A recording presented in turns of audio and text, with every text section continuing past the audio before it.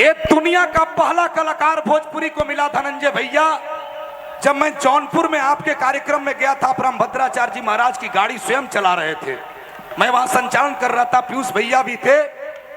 इकलौता कलाकार भोजपुरी का जिनके, थोड़ा सा रुक जा भाई साहब, आप डिस्टर्ब मत करो, 2 मिनट रुक जा, 2 मिनट रुक जा। हम भी आए हैं पैदल 81 कोस, पहले हमारा काम हो जाने दीजिए। इतना मानते हैं अपने ऑडियंस को कि किसी ऑडियंस के चेहरे पर थकान पवन सिंह ने यदि देख लिया तो फिर खुद थक जाते हैं। एक गायिका होगी, आप नहीं जानते होंगे या जानते होंगे, बिहार की बिजली रानी नाम है। पूरी जिंदगी उसने कमाया अपने आप को, लेकिन इलाज कराने के लिए कोई खड़ा नहीं हुआ, भोजपुरी का गायक कलाकार कोई भी। लेकिन एक ऐसा हुनरमंद कलाकार खड़ा हुआ, कहा कि मेरे सामने आंसू मत बहाओ, जो वक्त की आंधी से खबरदार नहीं है, कुछ और हो सकता है, कलाकार नहीं है। वक्त की आंधी पर पवन सिंह ने बिजली रानी को लखनऊ बुलाया और साहब एक बेटे की भांति खड़े होकर के जैसे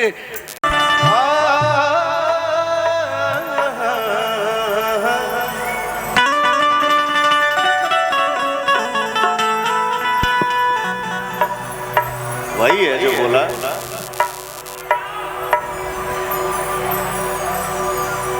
एक ठो बहुत पहले हम मीठा सॉन्ग बाबा के भजन गौले रहली, जे के आप सब बहुत सारा आशीर्वाद दिला जा, प्यार दिला जा। पार्वती जी कहतारी कवि के भाव कि बरसे सावन के पानी अछुअता तभी जानी, बरसे सावन के पानी अछुअता तभी जानी, मड़ई के घर सैया जाइब नहीं हार छोड़ के, ओ सैया जाइब नहीं हार छोड़ के, राउर देव घर सैया जाइब नहीं हार, राउर देव घर सैया जाइब नहीं हार छोड़ के।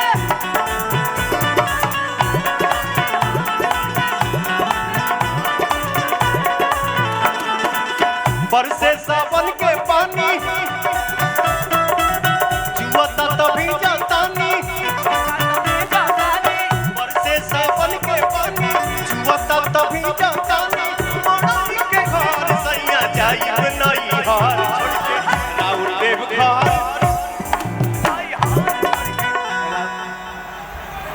जेकर हमनी के भजन गावत आनी जा, जब उहे तांडव कर चुकल बाड़े, वो नृत्य कर चुकल बाड़े, तो हम आप थोड़ा हिल लिए तो कौन सा गुनाह हो गया? का हो भैया? हे सैया, हे सैया, हे सैया, जाइब नहीं हार छोड़ के, राउर देव घर।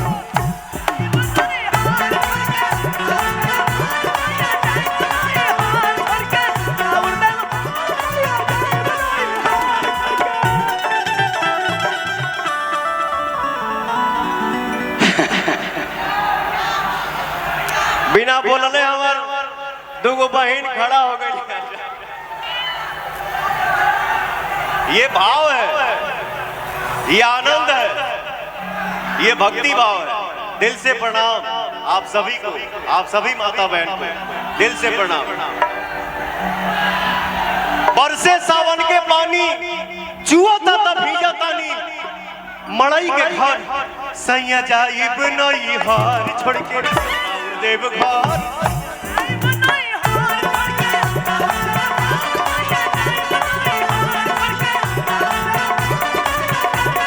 बोलिए शंकर भगवान के।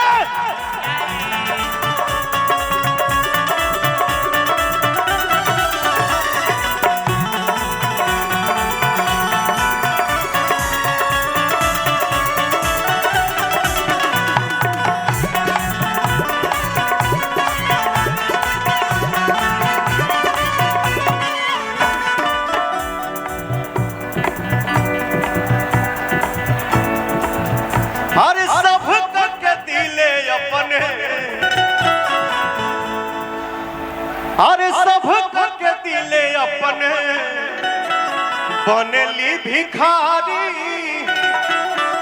झूठो के मेला लगौले बानी भारी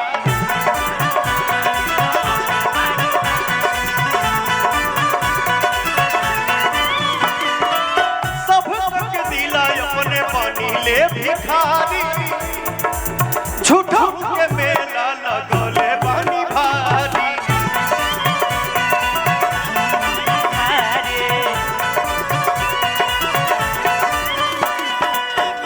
हत्ता धुइया रमावतानी जिंदगी बितावतानी धुइया रमावतानी जिंदगी बितावतानी अब बैठ के पत्थर सैया जाई बनाई हार छोड़ के राउर देव घर सैया सैया जाई बनाई हार छोड़ के राउर देव घर सैया जाई बनाई हार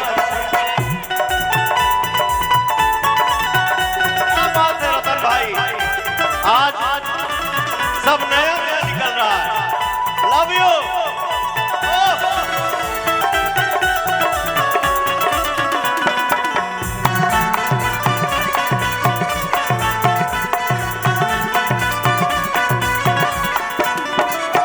सोना के घर सारा दान कोई दिहानी अपन तभे से रहुआ जोगी के धानी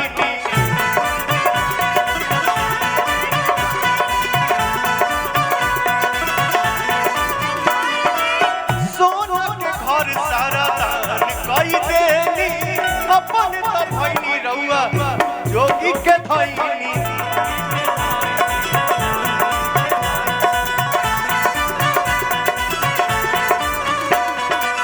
पीहिले भांग गांजा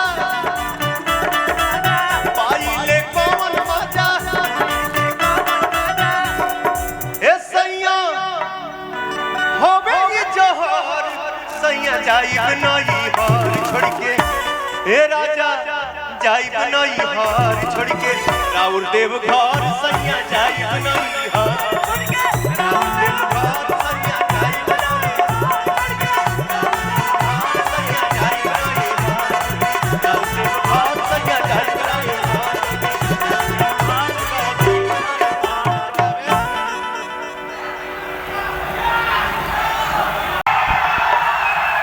ये लड़का बोला कि भैया रात भर मजदूरी करके आए हैं यहाँ पे ये श्रद्धा लेकर के रुक न रे पगला आओ आओ आओ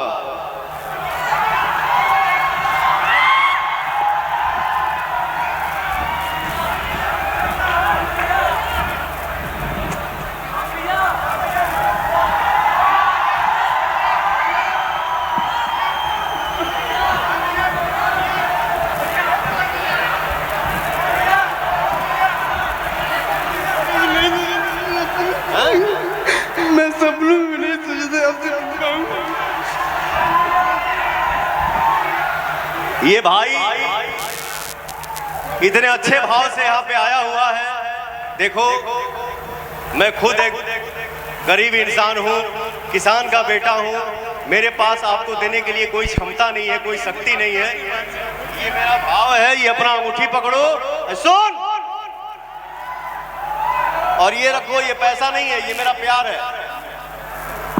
मिठाई खाना। मैं आपसे तो सब कहना चाहता हूँ भैया, मैं सुबह में आप बताओ, ये लड़का कहा था कि आपका सुबह में मैं फोटो नहीं देखता हूँ तो लगता है कि मैं मर जाऊंगा।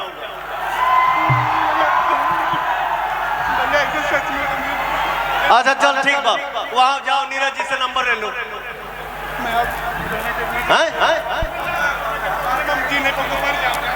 अच्छा ठीक है, चल चल हो, अब मैंने बाकी मत कर।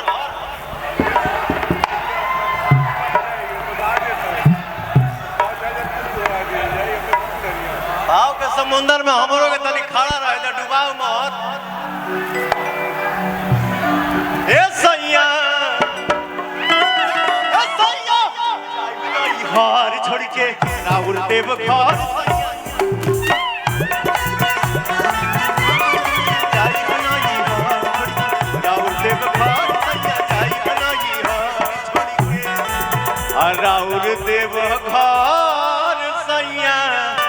जाइब नहीं हार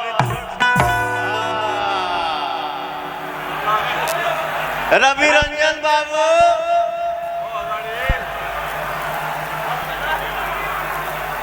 अरे क्या चाल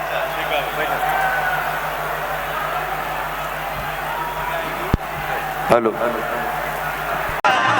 हमारो के ले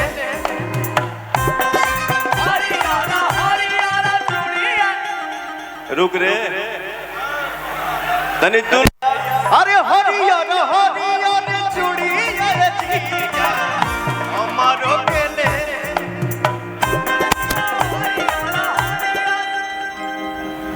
एक बार मैं चाहूंगा शंकर भगवान के नाम पे सब लोग तनी हाथ उठावता हो और चारों तरफ से हिलाता जा हमारो के ले हरियर हरियर चूड़िया रे जीजा हमारो के ले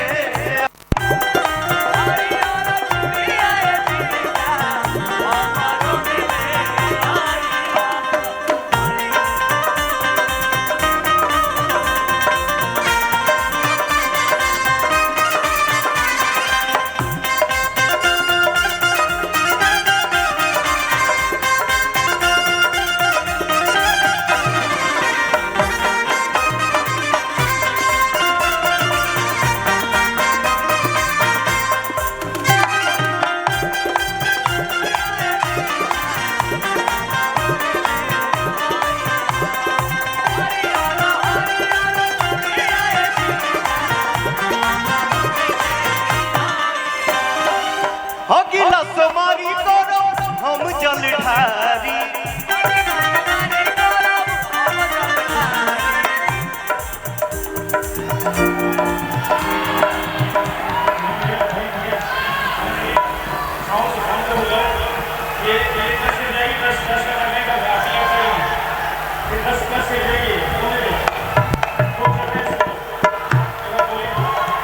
क्या गिरा है वो?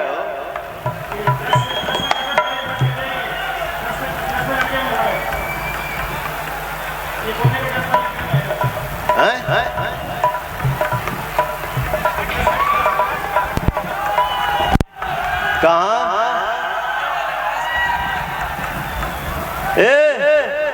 बिजली से खिलवाड़ मत करो लोग भैया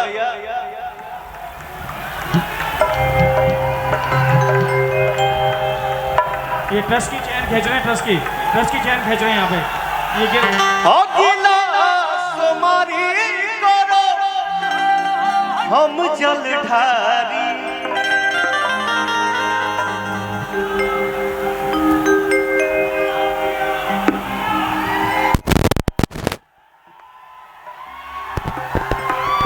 हाँ जगदम्बिका पाल जी धनंजय भैया अइले और ई पवन बिहारी